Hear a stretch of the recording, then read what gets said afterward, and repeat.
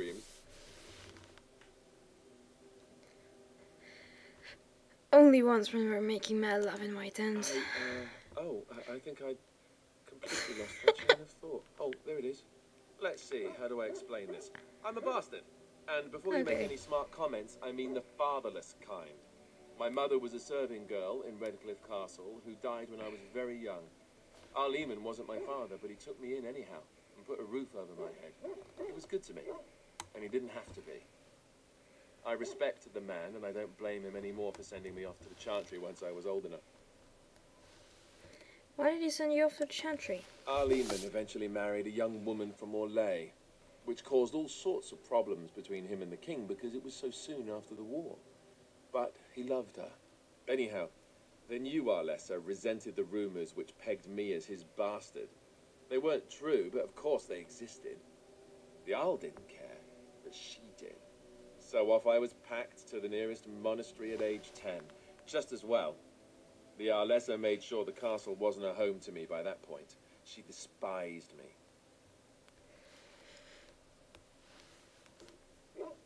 You were probably luckier than most orphans. I suppose you're right. I wasn't raised as the Arl's son, though, if you're picturing that. I slept in hay, out in the stables, not on silk sheets. I remember I had an amulet with Andraste's holy symbol on it. The only thing I had of my mother's. I was so furious at being sent away, I tore it off and threw it at the wall and it shattered. Stupid, stupid thing to do. The Arl came by the monastery a few times to see how I was, but I was stubborn. I hated it there and blamed him for everything. And eventually, he just stopped coming. You were young. And raised by dogs. Or I may as well have been, the way I acted. But maybe all young bastards act like that. I don't know. All I know is that the Arl is a good man and well loved by the people. He also was King Caelan's uncle, so he has a personal motivation to see Loghain pay for what he did. Anyway, that's really all there is to the story. Cool. Suck again. What do you need? Ask away. Sorry. Why have you remained a Templar if you hate the Chantry? Have you seen the uniform? It's not only stylish, but well made. I'm a sucker for good tailoring. I don't think I've ever seen you wearing it. I keep it hidden under my pillow. Sometimes I'll take it out just so I can hug it fondly and remember the good old days. Brings a tear to the eyes, you know. So this is where you deflect questions with humor, right? I'd use my shield if I could, but I think you might actually spot me hiding behind it. You don't really want to know about my being a Templar, do you? It's really quite boring. Then make up something more exciting. You know, I like the way you think. But I guess if you're really curious, there's no harm in obliging. I have a couple of interesting looking moles I can show you later too, if you're interested. The truth of the matter is that I did hate going to the monastery. The initiates from poor families thought I put on airs, while the noble ones called me a bastard and ignored me. I felt like Arl Eamon had cast me off, unwanted, and I was determined to be bitter. But I took some solace in the training itself, I guess. I was actually quite good at it. Why did you enjoy about the training? The education, mostly, but also the discipline. You need to have a disciplined mind in order to use the abilities we have. It was difficult, but rewarding.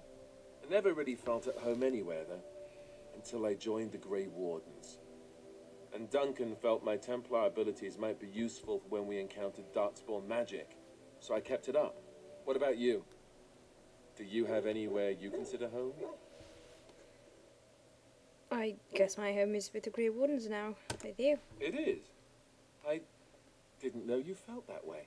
We won't always be traveling like this, you know. Once the war is over, once the blight is... well, a time will come when we'll have to think about having a real home again. Although that seems like a far ways off. And I suppose the Grey Wardens are gone for good, either way. You can always keep traveling. Maybe. Could you? I don't know what I'd find out there that would be any different. I guess it would depend on where I was going. Anyhow, now I've sidetracked us. We'd better get back to what we're supposed to be doing right now. Okay, let's talk to my pooch. And let's... Oh, why, you little... What? What? Your furry friend here took offense at me getting near his food. He snapped at me, look.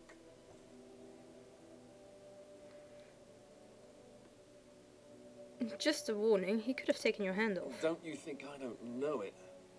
Sometimes I forget that he's a war dog. That'll teach me.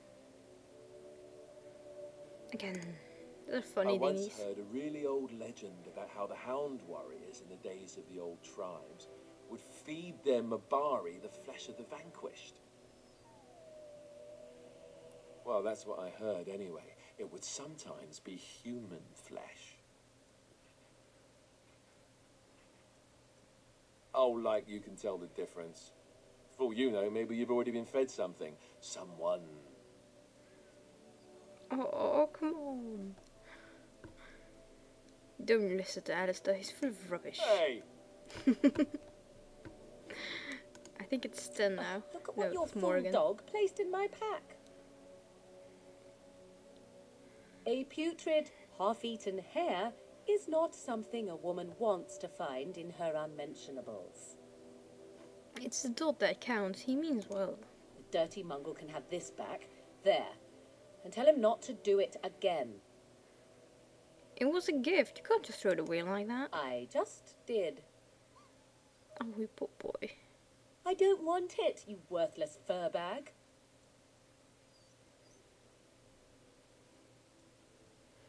I think you hurt his feelings. Oh, he's just trying to be manipulative, I can tell. I do it too. Well, at least she knows.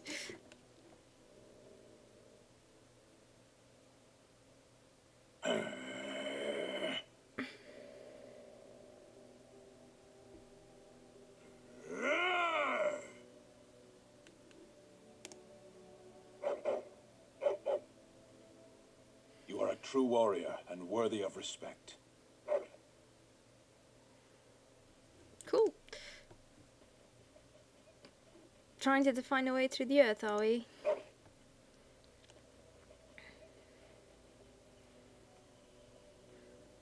It's going to take some time, you know.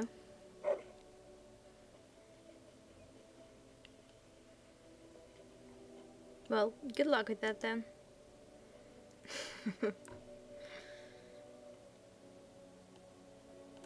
Okay then. Yeah. What will we do now? Yeah, whatever. I think what we should do first is get another one to join our party. And yeah, I'm not gonna play for long, I'm getting kinda tired. Who am I gonna take with me? Sten the man. My Poochie and Alistair. Yes. Come on. Look, we can go here. These are, I think this is where, the battle took place. Well, I'm not gonna go there yet. That's where we're gonna go, and that's where the soldier speak is. We're going here. And you can get attacked along the way. Like now. Come on. Oh, we're not attacked. Yeah, that sometimes happens too. Let's talk to him. You have coin, stranger? With Orzammar closed off, old Tegra can get you a discount. Fine weapon and arms, dwarven made. Farewell. I don't need anything from Dwarven Crafts. I don't like Dwarven Crafts, it's so... I don't know. I just don't like it. And we're there. Let's talk to this guy. You'll have to forgive me if I seem a bit nervous. Not many people travelling in this part of Ferelden. Of course, that's part of my problem, isn't it? Mule got spooked by a wisp and ran off into the woods. Now what do I do? Are you asking me to find your mule? Oh, no. I sent the elf to do that. I hated how they use elves elves like that. Allow me to introduce myself. Felix de Grosbois, merchant and entrepreneur at your service. I'm Lyra, pleased to meet I you. don't normally take this route, but with the war, I was hoping for a bit of luck and good weather in the mountains. Sadly, I've had neither. Ugh, this trip has been one miserable disaster after another.